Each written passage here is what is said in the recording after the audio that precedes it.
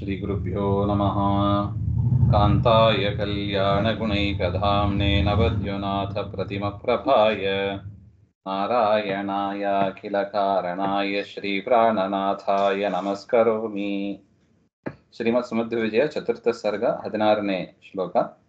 ವರಾಶ್ರಮಸ್ತೆ ಜರತೋರನಾಥಯೋಃ ನ ಜೀವತೋ ಸ್ಯಾದೈನಂದನಾವಯೋಃ ಸಯಾಚನಂ ವಾಕ್ಯಮುದೀರ್ಯತಾವಿದಂ ಪರೀತ್ಯ ಪುತ್ರಾಯ ನತಿಂ ವಿತೇನತುಃ. ಪರಾಶ್ರಮಃ ತೇ ಜರತೋಃ ಅನಾಥಯೋಃ ನ ಜೀವತೋಃ ಸ್ಯಾತ್ ಐ ನಂದನ ಆವಯೋಃ ಸಯಾಚನಂ ವಾಕ್ಯಂ ಉದೀರ್ಯ ತೌ ಇದಂ ಪರೀತ್ಯ ಪುತ್ರಾಯ ನತಿಂ ವಿತೇನತುಃ. ಎಷ್ಟು ಚೆನ್ನಾಗಿದೆ ನೋಡಿ. ಅಂದ್ರೆ ಮಧ್ಯಗೇಹ ಭಟ್ಟರು ಮತ್ತು ಅವರ ಮಡದಿಯರು ಇಬ್ಬರೂ ಕೂಡ ಬರ್ತಾರೆ. ಉಡುಪಿಗೆ ಬಂದು ಮಗನನ್ನ ಸನ್ಯಾಸ ತೆಗೆದುಕೊಳ್ಳಿಕ್ಕಿದ್ದಾನೆ ಅಂತ ವಿಚಾರ ಗೊತ್ತಾಗಿ ಮಗನನ್ನ ಏನಾರು ಸಮಾಧಾನ ಮಾಡಿ ಕರೆದುಕೊಂಡು ಹೋಗಬೇಕು ಮನೆಗೆ ಅಂತ ಬರ್ತಾರೆ. ಆಗ ತೌ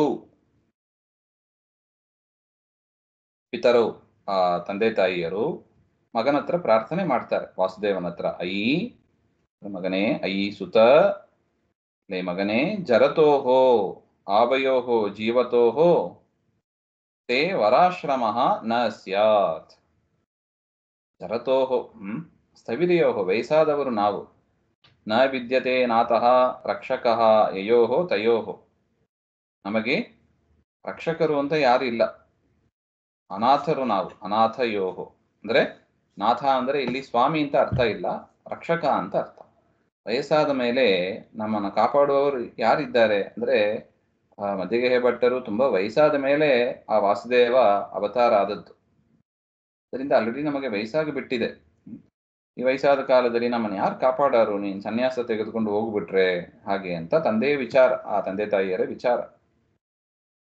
ಅದರಿಂದ ಆವಯೋಹೋ ಜೀವತೋಹೋ, ನಾವು ಬದುಕಿರುವ ತನಕ ತೇ ವರಾಶ್ರಮಃ ನ ಸ್ಯಾತ್, ನೀನು ವರಾಶ್ರಮ ಅಂದರೆ ಉತ್ತಮವಾದ ಆಶ್ರಮ, ಶ್ರೇಷ್ಠವಾದ ಆಶ್ರಮ ಯಾವುದು? ಸನ್ಯಾಸಾಶ್ರಮ. ಅದನ್ನು ನೀನು ಸ್ವೀಕಾರ ಮಾಡಬಾರದು ಹಾಗೆ ಅಂತ. ಸಯಾಚನಂ, ಪ್ರಾರ್ಥನಾ ಪೂರ್ವಕವಾಗಿ, ಆರ್ಡರ್ ಮಾಡಿಲ್ಲ, ಪ್ರಾರ್ಥನೆ ಮಾಡ್ಕೋತಾ ಇದ್ದಾರೆ. ಇದಂ ವಾಕ್ಯಂ ಉದೀರ್ಯ, ಈ ರೀತಿಯಾಗಿ ಮಾತನ್ನು ಹೇಳಿ, ಪರೀತ್ಯ ಪುತ್ರಾಯ ನತಿಂ ವಿತೇನತುಃ, ಮಗನಿಗೆ ಪರೀತ್ಯ ಪ್ರದಕ್ಷಿಣೆ ಬಂದು ನಮಸ್ಕಾರವನ್ನು ಕೂಡ ಮಾಡಿಬಿಟ್ರು.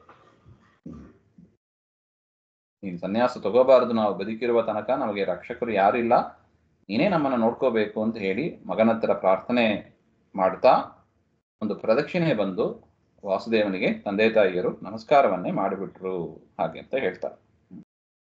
ವರಾಶ್ರಮಸ್ತೆ ಜರತೋರನಾಥಯೋಃ ನ ಜೀವತೋ ಸ್ಯಾದೈನಂದನಾವಯೋಃ ಸಯಾಚನಂ ವಾಕ್ಯಮುದೀರ್ಯತಾವಿದಂ ಪರಿತ್ಯ ಪುತ್ರಾಯ ನತಿಂ ವಿತೇನತುಃ. ಶ್ರೀಮಧ್ವಾಂತರ್ಗತ ಶ್ರೀಕೃಷ್ಣ ಅರ್ಪಣಮಸ್ತು. ಶ್ರೀಹರೇ